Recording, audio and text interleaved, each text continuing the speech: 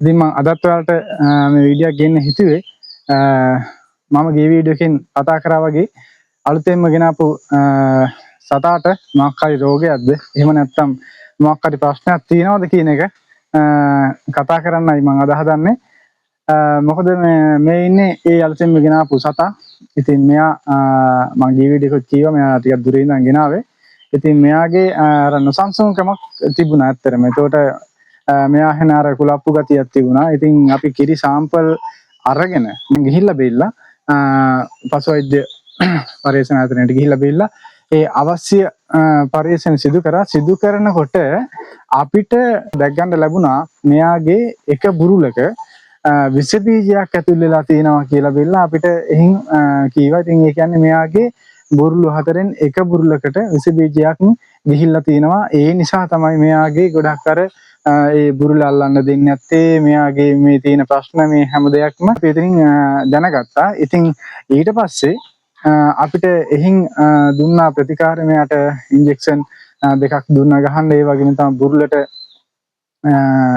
ඒ අදාළ ඒ බුරුලට මෙයාට දුන්නා යම්කිසි බෙහෙත් එකක් දාන්න. ඉතින් ඒ පැය 24ට මෙයාට අපි ඒ බෙහෙත් එක අතුල් කරන්න ඕනේ ඒ බුරුලට. ඉතින් ඒ දේවල් දැන්ට ක්‍රියාත්මක කරලා අවසන් ඒ අවශ්‍ය ප්‍රතිකාර. ඉතින් දැන් බුරුල අල්ලනකොට අරතරන් ලොකුවට වෙනසක් අපිට දකින්න ලැබෙන්නේ නැහැ. කුලප්පු ගතියක් නැහැ. නමුත් තාමත් මෙයා පරිසරයට අනුගත වෙමින් තමයි ඉන්නේ. ඉතින් අනිත් සත්තු අනුගත වෙලා මොකද සෑහෙන කාලයක් මේ ඉන්න නිසා ඒ කට්ටියට ඒක ප්‍රශ්නයක් වෙලා නැහැ. ඉතින් මෙයාට ඒ දේ උනේ මෙන්න මේ හේතු නිසා තමයි. ඉතින් ඒ නිසා එයාලට අවශ්‍ය වෛද්‍ය පහසුකම් අපි ලබා දීමක් සිදු කරා. ඉතින් දැන් එයා සාමාන්‍ය පරිදි ඉන්නවා. ඉතින් කොහොම නමුත් කිරි සත්තු ගත්තට පස්සේ හෝ ගන්න කලින් හෝ මෙවැනි දේවල් මෙවැනි තත්ත්ව ඇති වෙන්න පුළුවන් ඕනෑම අවස්ථාවක.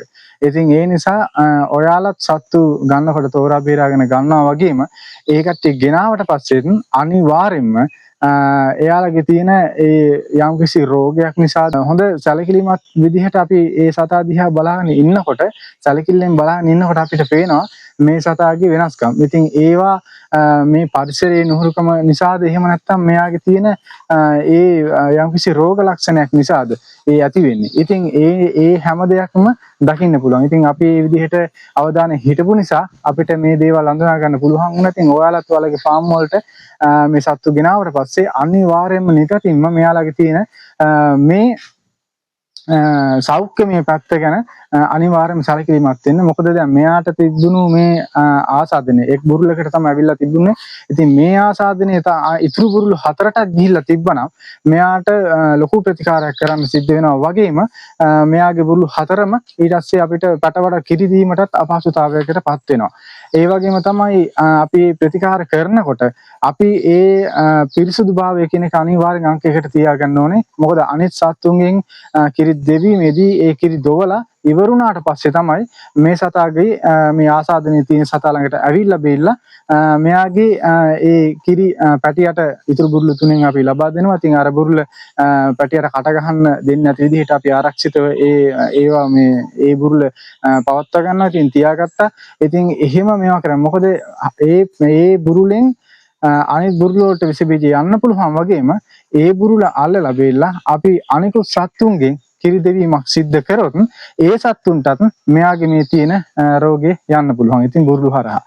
ඒ නිසා හරිම පරිස්සමට ප්‍රවේශමෙන් මේ දේවල් කරන්න ඕනේ. මොකද මෙයාට පැය 24ට ඇතුළත් කරන ඒ බෙහෙත අපි අනිවාර්යෙන් පැය 24ක් ඇතුළත ඒ අදාළ බුරුල්ලට යොදලා තියෙන බෙහෙත අපි සම්පූර්ණයෙන්ම ඉවත් කරන්න ඕනේ. ඉවත් කරලා සම්පූර්ණයෙන්ම අයින් කරලා තමයි නැවත ඇතුල් කරන්න ඕනේ. ඉතින් ඒ විදිහට ඒ බුරුල අපි පවත්වාගෙන යන්න ඕනේ. ඒ ආසාදනය වෙලා තියෙන බුරුල. ඉතින් ඒ විදිහට හොඳින් ඒකට ප්‍රතිකාර කරගෙන යන්න ඕනේ.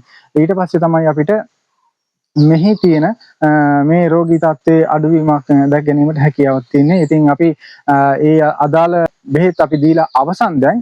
ඉතින් අපි තා දවස් දෙකක් විතර බලලා අනිවාර්යෙන් මෙයාගේ තවත් කිරි සම්පල් 4ක් මෙයාගේ අරන් ගිහිල්ලා බෙල්ලා නැවතත් බලනවා මේ ආසාදනයේ මේ බෙහෙත් වලට නැති වෙලා තියෙනවද? එහෙම නැත්නම් තවත් මේ බුරුල් ආශ්‍රිතව මේ ආසාදනය තියනවාද කියලා හරියටම තහවුරු කර ගැනීමට අනිවාර්යයෙන්ම අපි ඒ වැඩ කටයුතු සිදු කරනවා.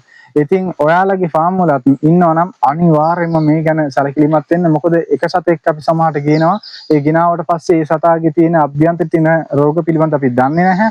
ඉතින් අපි ගොඩක් නොසැලකිලිමත් භාවය නිසා සමහරට අපි ඉන්නවා අන්තිමේට මේ ෆාම් එක තුල ඉන්න අනිකුත් සත්තුන්ටත් ඒ තියෙන රෝග ලක්ෂණ යන්න පුළුවන්කම තියෙනවා. නැත්නම් ඒ රෝග ලක්ෂණ පැතිරෙන්න පුළුවන් බුරුළු ආශ්‍රිතව. මොකද පිරිසුදුභාවය අපි අනිවාර්යෙන් කිරි දෙව්වට පස්සේ හොඳට පිරිසුදු කරගෙන තමයි මෙන් ඉවත් වෙන්නේ. ඒ වගේම තමයි රෝගී සතා ළඟට එන්න කලින් අනිකුත් සතුන් අනිවාර්යෙන්ම එයාලගේ කිරි දෙවීම කටයුතු කරලා එයාලගේ පැටව දාලා බෙල්ලා ඒ කට්ටිය වෙන් කරලා තමයි මෙයා ගාවට ඇවිල්ලා බෙල්ලා මේ දේවල් කරලා අවසානෙට අපි පිරිසුදු වෙලා බෙල්ලා මෙතෙන් ඉවත් වෙන්නේ. ඉතින් ඒ වගේ විදිහට අපි මේ දේවල් කරගන්න ඕනේ. කරගත්තේ නැත්නම් අපේ ඉන්න අනිත් සත්තුන්ටත් මේ රෝගී තත්ත්වේ බොහොමට හැකියාව තියෙනවා. ඉතින් ඔයාලත් අනිවාර්යෙන්ම මේ පිරිසුදුකම සහ මේ පිළිවෙලට යම් රෝග ලක්ෂණයක් මේ රෝගේ නොවෙන්න පුළුවන් යම් කිසි වෙනස් රෝග ලක්ෂණයක් ඇති වුණත්